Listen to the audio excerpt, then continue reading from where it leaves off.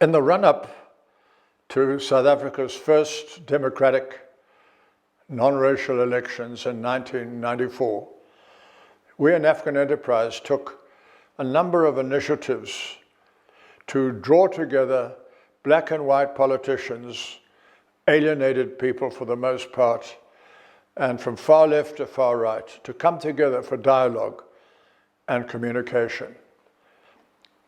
In my memoirs, Footprints in the African Sand, I have written up about a number of these. Let me read you one of them. With the election just 18 months away, we decided to concentrate our efforts on facilitating more of this kind of dialogue that had proved so transforming. We hit on the idea of organizing special weekends away at a game lodge called Kolobe, near Pretoria. And over the course of a year, from December 1992, we ran 6 weekends involving nearly 100 political leaders from far left to far right. These were among the most significant contributions we were to make at that politically important time.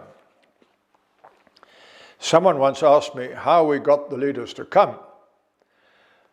Well, I replied, my personal assistant, Peter Curtin Johnson, and I promised them the weekend of a lifetime, and then just harried and harried them until they agreed to come. Kolobe offered fully private accommodation, which was free of press intrusion.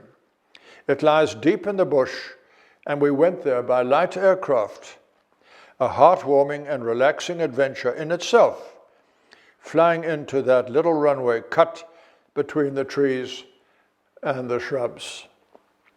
Then we laid on good food. Kolobe Lodge is an upmarket facility, and the meals were out of the top drawer. Next came plain fun together and encountering one another in our common humanity. A government leader, plus a leader of a terrorist organization having coffee together, or leaders of opposition parties swimming together, or going on a game drive together, or having a picnic in the bush next to a 4-wheel drive. I recollect for myself the surreal experience of going jogging early one morning with a senior leader of the Pan-Africanist Congress, the guys who just the previous week had blown up a sports club in King Williamstown, killing a number of whites. After our run, we could talk about it. We also prayed together. Beyond all this, the real key of Kolobe's power lay in our taking extended time as a group to share our personal stories. So many life-changing stories came out of those weekends. First, there was Chris de Jager of the Afrikaner Volksunie, who told how his grandfather had been humiliated by British soldiers after the Boer War, when he was made to walk around Pretoria with a sign round his neck that said, "I am a donkey. I cannot speak English." He said that after what the British had done to the Afrikaners, he and his people never again wanted to be subject to anyone, least of all the blacks. That's why they wanted a separate Afrikaner state. Then there was John Nkadiming of the Central Committee of the Communist Party, a close friend of Mandela and an African National Congress executive member. He told how he came out of a tribal background in northern Transvaal and how, as a so-called kitchen boy, he was abused by a Christ-professing Afrikaans farmer. This drove him into the arms of the Communist Party, later landing him up in prison for 2 years. After the Kolobe weekend, John asked for some books to help him look at Christianity afresh, because for the first time at Kolobe, I experienced real love and acceptance from Christians. I also recollect vividly Philip Mlambo's story. He was deputy president of the Pan-Africanist Congress, the one settler, one bullet people, and former commander-in-chief of the military wing of the Pan-Africanist Congress. He had spent 23 years of his life in prison on Robben Island. He told of assorted beatings and brutalizing from prison guards, plus one horrific experience of being made to dig a hole nearly 2 meters deep, after which he was told to get in it.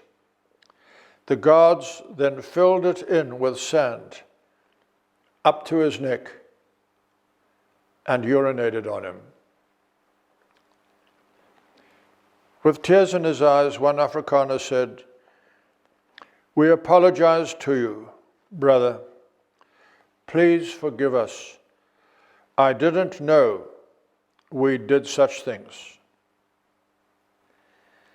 In these dialogues, first of all, the enemy was humanized. Stereotypes were shattered. Second, enemies became friends, not in the sense of all reaching identical postures, but in the sense of people finding and coming to like each other, even trust each other. Third, people learned things in these encounters which they had never thought possible.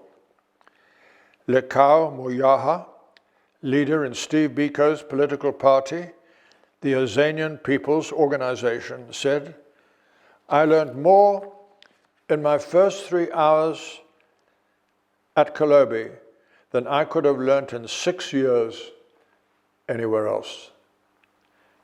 Fourth, many people found that their personal and even political ideas were much closer to those of others than they could possibly have imagined. The only differences were how to achieve the desired ends. Fifth, people were actually changed by the chemistry of encounter.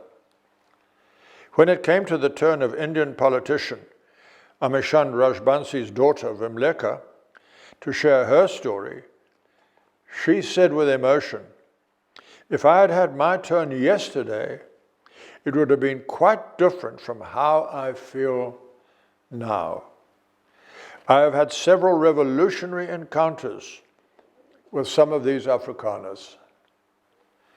In fact, it was quite something for certain politicians to have to do 12 or 15 bits of listening before they could do their own bit of talking.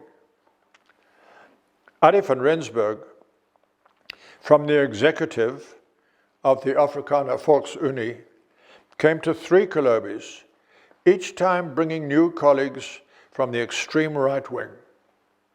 His grandfather had been president of the Zuid-Afrikaanse Republiek, and his mother came from the Strydom family that produced former South African nationalist Prime Minister Hans Strydom. Arie later wrote, "Facing people who were on the wrong side of the apartheid fence made me realize with shame and sadness that apartheid had become a monster which dehumanized people and subjected them to the most degrading laws and regulations, and all in an attempt to preserve a status quo which could no longer be defended." Arie became a changed man.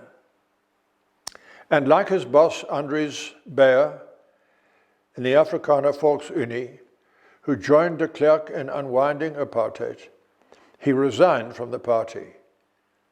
He also took his reconciling message to his friend, General Constant Viljoen, who had some 400,000 Afrikaners ready to rise up and overthrow the process towards non-racial elections.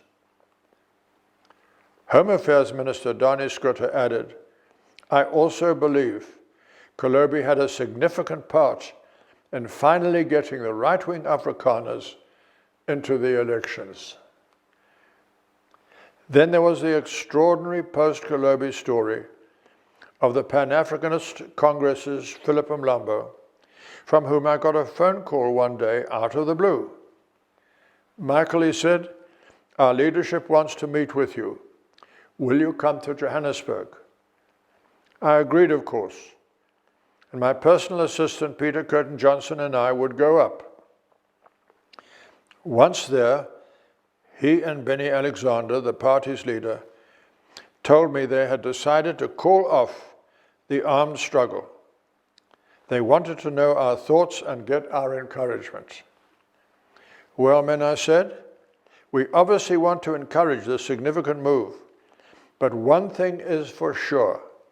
You will have to receive with full force our insistence that you terminate your slogan, one settler, one bullet. And they agreed.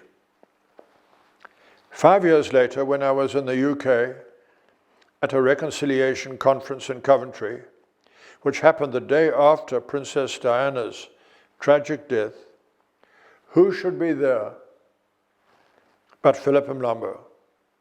He was sharing his testimony of what happened through the chemistry of the Holy Spirit's working in him at Kolobe. In many ways, our efforts at dialogue seemed small, but we felt led to press on with them by faith, even though we didn't know where they would lead. Well, in the next few chapters, I talk about the extraordinary, transforming, miraculous, even historic outcomes which came from those Kolobe Lodge dialogue weekends. It's a terrific story, and I think you'll enjoy it.